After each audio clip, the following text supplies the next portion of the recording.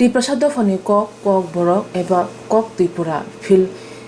Brichi tham hapome goshina jama salno rugi thangnai 19 January salo hapang khobi juda juda mothani bekhakti kotor panda angkha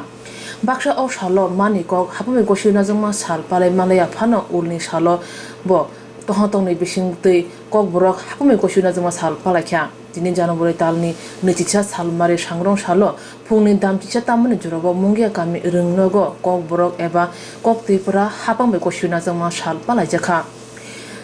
Kuthachati musangmani bisingti panda chengai rekha manjai nograi ro pandao naroe ongi manjakha Kokborok Kokruba Shikrang Narendra Dev Burma 29 Krishnapur Assembly ni Emre Dr. Atul Dev Burma Mungiakami Art Block ni Chairman Sunil Dev Burma SMC Committee ni President Sanjeev Dev Burma akosang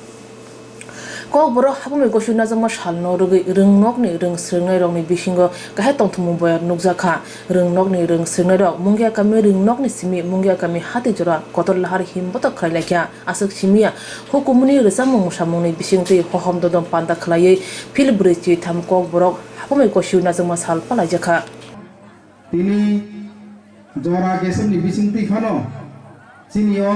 pandano jai khai sunari thani borung je kha tharmung kha rimung obai the sinioro phai manja payment bagai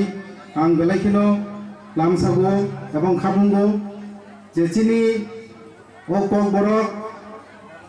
Kokborok manikok o manikokno जों hayung genangai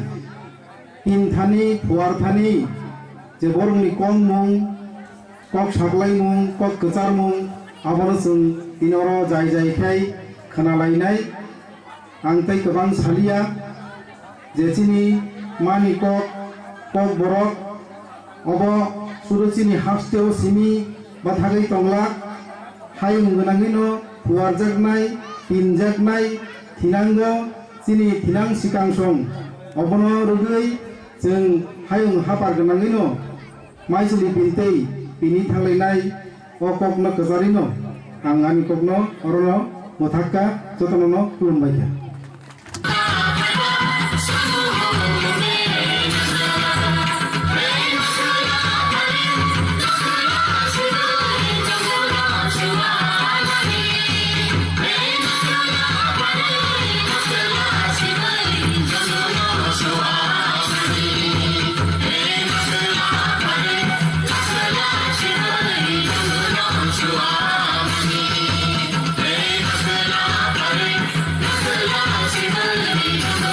Schoolo